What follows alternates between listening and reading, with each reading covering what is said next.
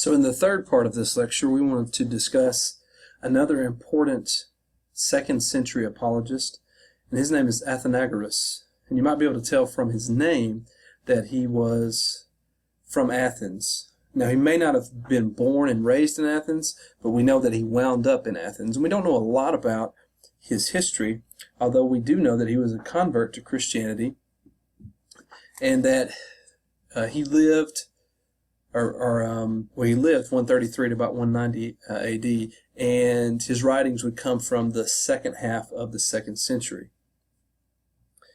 We only have two genuine pieces of his writing, his Apology, or Plea for the Christians, and Treatise on the Resurrection. So we're going to talk about his Apology, or Plea for the Christians. So remember that I said before that in the second century there arose a basic cottage industry in the production of apologetic arguments on behalf of Christians written to the emperors of the Roman Empire.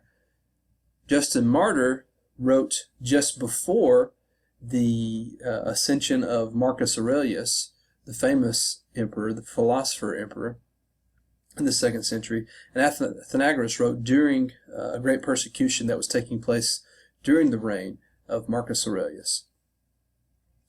Let's see, I've got on there one more thing worth noting, that as opposed to other important apologists from the second century, Athenagoras was, and his arguments were not fully appreciated for a couple of hundred years, and so somewhat surprisingly, the church historian Eusebius does not mention his apology. But still we have fragments of it from Methodius, who would have written in the early 4th century, in the 300s. So we know that at least some of the Christians were familiar with it, and then later on it was picked up by many Christian writers. The background to his writing is that it might have circulated anonymously, and even for a time to have been considered the work of some other writer. But you can see, I have on the screen here, his erudition, his culture. You can see the fact that he was classically trained as both a philosopher and a rhetorician. And of course, in the ancient world, rhetoric was not simply something someone did, but it was a profession. And good rhetors, good public speakers who could make a logical argument, a persuasive argument, were paid lots of money. So it was an official university position in some places. And he used his skill as both a philosopher and a rhetorician when he argued for Christianity. So let's talk a little bit about Plea for the Christians. Probably written somewhere around 176 or 177. We know that by internal evidence. Now, of course, internal evidence means that we take cues from inside the letter to the events and the places that he refers to, whereas external evidence would be when someone else outside says that it was written during this time, some other historian might say it, but here we're using internal evidence. He makes it on philosophical grounds to Marcus Aurelius and his son Commodus. He calls them emperors, but above all, philosophers. And that's important to realize that Marcus Aurelius viewed himself as the philosopher emperor. And Athenagoras knew he should make his appeal as a fellow philosopher. So notice this. You've got Justin Martyr, a philosopher who becomes a Christian. And then you've got Athenagoras, a philosopher who becomes a Christian. And they are the first apologists for Christianity. And it makes sense that they would be, because as philosophers, they were educated, and not a very high percentage of Romans were educated in that day. So as educated Romans, that meant they knew philosophy. So think about this just for a moment. In our modern world, to be educated means that you know something of science and math. Now, it doesn't mean that you're an expert on it, but think about it this way. When you started elementary school, your teachers taught you some science. So much so that by the time you're in middle school, you even probably had at least one class called physical science or just science. And you pretty much had a science class of one form or the other most of the years from middle school through high school. Now, this might seem completely normal, but you also need to appreciate the fact that 150 years ago, no one in K through 12 education took any kind of science. This was unheard of. Instead, you studied especially classical languages. So if you were educated 150 years ago, you were going to have Latin and Greek. You were going to study penmanship. There were a lot of things that people studied 150 years ago that, starting maybe 60 or 70 years ago, would have seemed odd, because that's when science and math were seen as integral to the American way, to a modern economy. So all of us have had some science and some math. That doesn't mean we're experts in it, but it means that we all had to learn it because our government, our society says you need to know these things to be educated. Well, one of the things that fell out of that, of course, was classical languages. So most of us, in at least K through 12 education, didn't have Greek and Latin. There are still schools that offer it, but those are few and far between. But it also means that we didn't learn anything of philosophy. And so often as Christians, we think, what does Christianity have to do with philosophy? And it seems opposed to it. But in the ancient world, to be educated was not to know science. They did not have science in the way we do, although they certainly had categories that would be similar. But more than that, to be educated meant that you had to study philosophy. So obviously, if they're educated in philosophical ways, they're going to think in philosophical terms. This can be good and bad, but I just want you to see that this philosophical background is the foundation from which the early apologists wrote. And they thought as philosophers, but they were Christian philosophers. They didn't simply try to take philosophy and put a little Christian veneer on it, but instead they saw Christianity as the highest form of philosophy, the right way to think, the right way to pursue truth. And they argued in that vein. So when Athenagoras writes to Marcus Aurelius, he's writing to him to say, I'm writing as a fellow philosopher about the greatest philosophy, and that is Christianity. He describes in chapter 1 the injustice shown towards the Christians. And so you hear some of the same things that Justin Martyr said. He describes the multitude of gods that the Romans worshipped. So it says here, in your empire, greatest of sovereigns, different nations have different customs and laws. Remember, the Roman Empire was vast and had many different nations in it. And no one is hindered by law or fear of punishment from following his ancestral usages, however ridiculous these may be. So he points out the fact, look, you can travel all over the Roman Empire and you can find all kinds of religious practices. They have different kinds of gods, different kinds of myths. So he mentions here several different places, several different gods, Hector and Helen and Zeus and Agamemnon, the Egyptians and with their gods, crocodiles, serpents, asps, dogs. So you see, there's such a great diversity of religion throughout the empire. And so it's odd that an empire that is so accepting of many different religions and all kinds of practices focuses on Christians. He says that the government even encourages faith. It says, and to all these, both you and the laws give permission so to act, deeming on the one hand that to believe in no God at all is impious and wicked. So it was wrong, according to the Roman culture and government, to be an atheist. So that all people should worship some gods. He said it doesn't make sense that Christians are persecuted. But for us who are called Christians, you have not in like manner cared.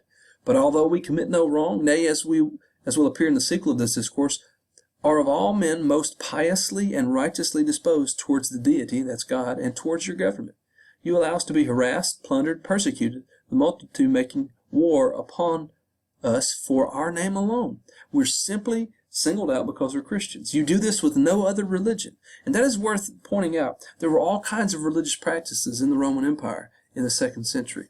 But it was only the Christians who were singled out for their faith, for their Christianity. What was so different about it?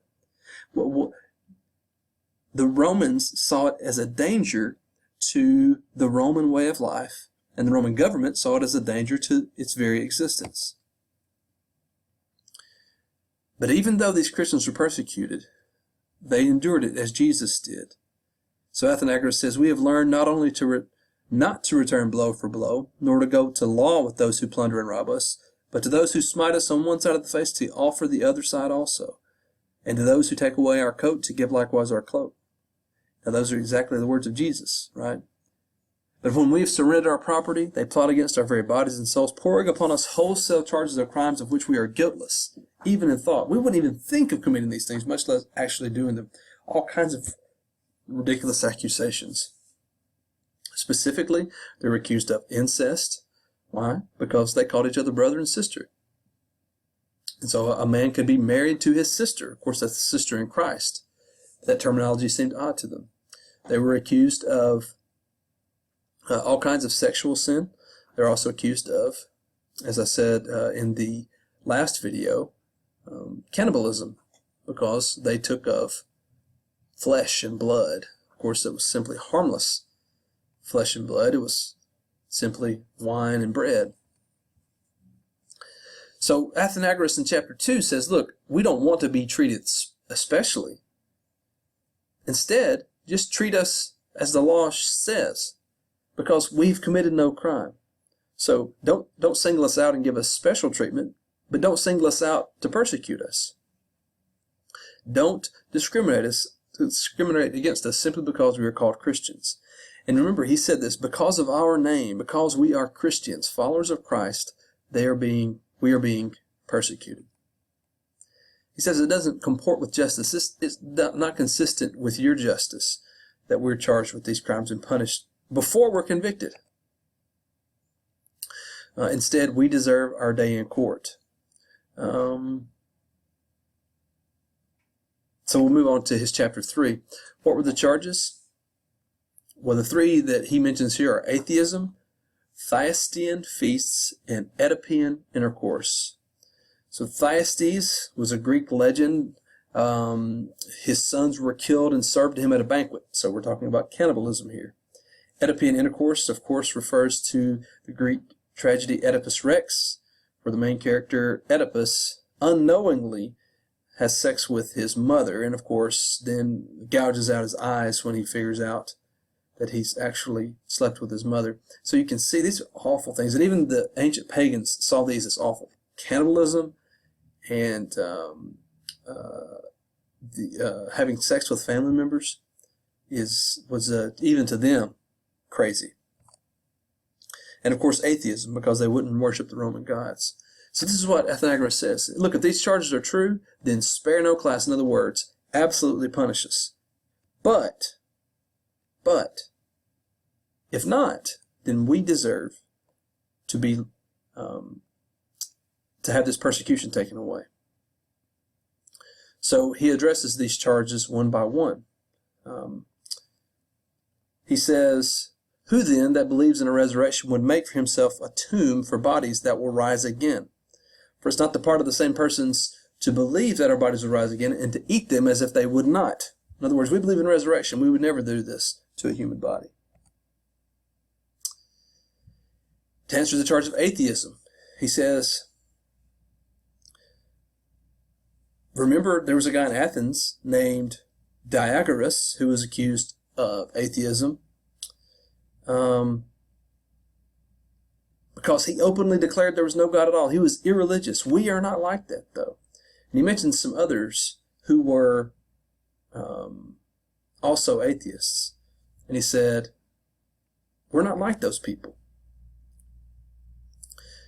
Just because we don't worship a physical image, an idol, doesn't mean that we are atheists. So look down at the first part. We distinguish God from matter. In other words, we can't worship a created thing. And secondly, since our doctrine and knowledge is one God, the maker of the universe, then we can't possibly see him to simply be a creation. He also mentions here, has made all things by the Logos, which is from him. Now, Logos has a deep history in Greek philosophy, but it's also a word that John used to describe Jesus, and of course that's what he's talking about here. So I'll encourage you to read the rest of these slides and see that in many ways he talks just like Justin Martyr does, and defending Christianity against all these false charges. So this will give you a taste of what it was like to be a Christian in the 2nd century and the kind of arguments, the kind of persecution they faced and the arguments that were made against.